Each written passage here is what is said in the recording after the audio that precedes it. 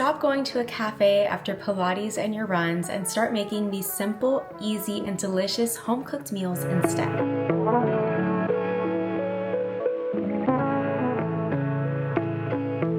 Totally kidding. Go treat yourself if and when you need it. But once you start making some of these recipes, I can guarantee you will no longer crave wanting to spend money at a cafe for a post-movement breakfast. Welcome back to my channel, and if you are new here, welcome. My name is Aileen and I'm a certified Pilates instructor from Miami. Lately, I have been on a kick of making the majority of my meals right here at home. I really only eat out, I want to say, about 2 to 3 times a month, and it's all because I have gotten very comfortable with making new meals in the kitchen. But here's the thing about me. When it comes to experimenting in the kitchen, I like to keep things really simple. Over the next few days, I'm going to be sharing some of my favorite go-to easy and simple breakfast options for either practicing Pilates, teaching Pilates if you're an instructor and you need to stay fueled and filled for several back-to-back sessions, and some great options for after your runs if you are a fellow runner like me. We are also going to be trying some new recipes that I have never tried before, so let's see how those go. This video is not sponsored, but the majority of these meals and recipes are provided by my dietitian at Next Generation Nutrition. If you want to check out my gut health journey, I have 2 videos about it up on my channel. You can also book a free consultation with my dietitian. I will link all of her information in the description below. Again, not sponsored, just relaying this information since I have gotten several questions on who I am working with for my gut health journey. Be sure to subscribe so you never miss an upload. I post new Pilates and health related videos every single week. And next week, we have the final video of my gut health journey coming. It's the final recap, so very exciting. All of the meals in this video are gluten-free because I eat gluten-free. And now, while I eat gluten-free, that doesn't necessarily mean that you need to eat gluten-free. Please listen to your body's needs and use this video as inspo for these meals and recipes, but do not replicate exactly how I eat because everyone is different, of course, so just a very quick disclaimer. I'm gonna go film a couple of classes now for my online studio, and personally, I do not like to eat right before practicing Pilates. Even though I am teaching, I do the moves while I teach for my mat classes, so the only thing in my stomach right now is my morning matcha that I had with my homemade almond milk. Once I'm done filming these classes, we're gonna go ahead and make my first meal of the video. So I hope you're ready to join me in the kitchen. Let's go. Alright, so first up we've got a new recipe I'm about to try and make, which is an egg caprese omelet. I started by chopping a plum tomato and picking out some basil leaves. 3 omelets on the menu for today because I was making breakfast for my parents as well, so that is why there is this quantity of each ingredient, but I will list the recipe for 1 omelet right here on the screen. After I prepped the tomatoes and basil, I prepped the eggs. I'm the type of person who likes to clean while I cook, so the kitchen stays clean, and I find that having all of the ingredients that I need ready to go with an organized space around me makes it so much easier to enjoy cooking. I then whisked together the eggs and proceeded to add some salt and pepper. From here, the steps are pretty straightforward. You'll make an omelet and place the ingredients on one side of the omelet. The smell of basil, oh my gosh, just phenomenal. So if you can get some fresh basil for this recipe, I definitely recommend it. Once ready, you'll flip the omelet over and cover it with a lid. I removed the lid and flipped the omelet to cook for another 30 seconds or so, and then I proceeded to make the 2 other omelets. Honestly, I've always been pretty bad at making omelets. They are not easy, but I would consider this attempt to be pretty successful, except for the 3rd one, which broke and was not aesthetic at all. But hey, it's reality, so it's all good. This recipe does not call for sprinkled cheese on top, but I figured, hey, why not? Let's sprinkle some more cheese, and just like that, breakfast is served. We serve the omelets with some Greek yogurt, fruit, and granola for a well-rounded meal. So delicious and a great light summer option.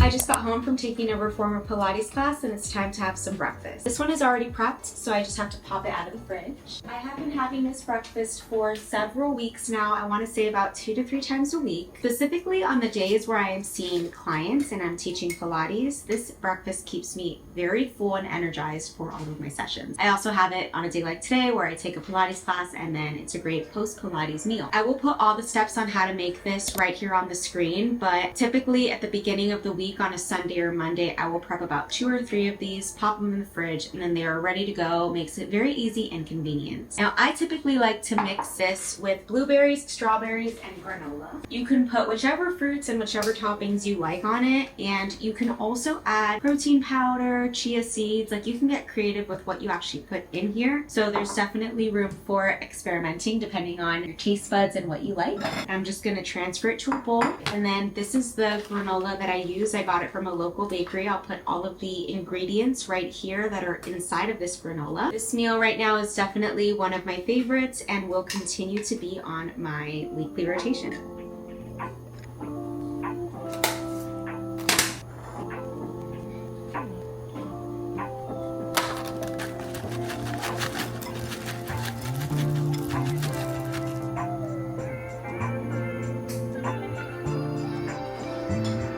Gotta get a little bit of everything for the bite. So good.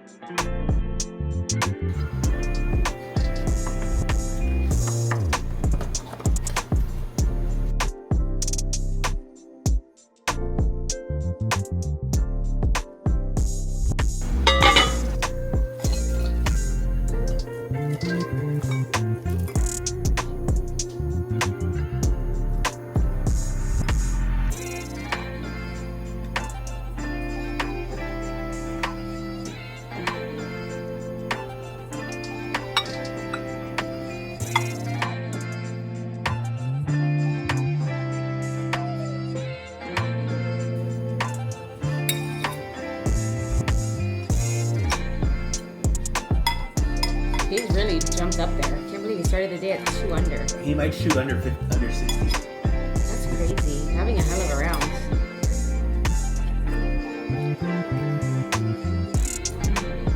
It's good.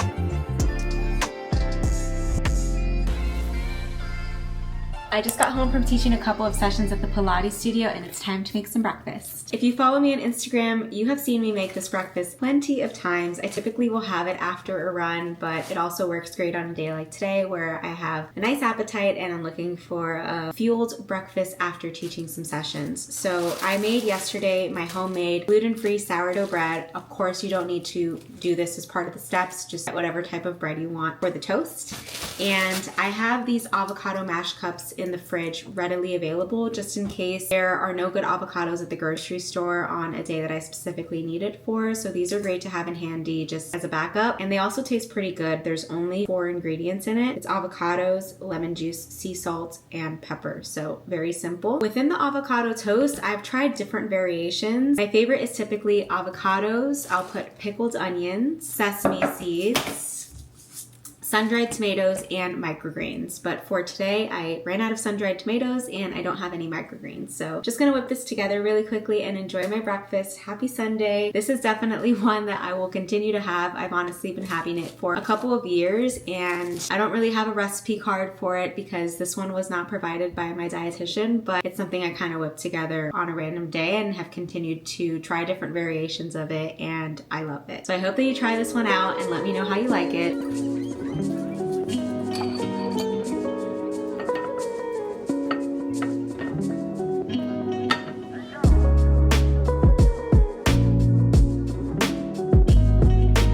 Alright, for the final meal of this video, we've got a new recipe I'm about to try, which is an egg and ham quiche. I am going on a run tomorrow morning, so I decided to meal prep this so it's ready for me after my run. The steps are pretty simple. I whisked together some eggs with some Dijon mustard and added some salt and pepper. From there, I started chopping green onions, tomatoes, and basil leaves. I noticed when I was making this recipe, the majority of these ingredients come from the other recipes in this video, so it's great for repurposing some existing ingredients in your fridge. This recipe calls for half a cup of Parmesan cheese, so once again, I liked having all of my ingredients preset and ready to go. I will place the full recipe card right here on the screen. While the oven was preheating is when I started prepping the mini quiches themselves. I only had 10 slices of ham, even though I needed 12, but it's okay, I just added a little more to each quiche. The ham serves as like a little blanket. So once the ham was in each cup, I then added all the ingredients, starting with the tomatoes, then the green onions, the basil, Parmesan cheese, and finally the eggs. I tried to get everything as distributed and even as possible. I hadn't had breakfast yet, so even though I meal prepped these, I had to try it, of course, and it did not disappoint. Once again, another simple and delicious option. It's also great because they bake for about 20 to 25 minutes in the oven, and while they are baking is when I cleaned up the kitchen. So really, after the meal is done and you eat, there isn't much cleanup to do after, which is nice. And there you have it. I hope that you enjoyed spending some time with me in the kitchen the past few days, and if you did, please give this video a thumbs up and comment below if you end up trying one of these meals. Thank you so much for watching, and I will see you in my next video. Bye!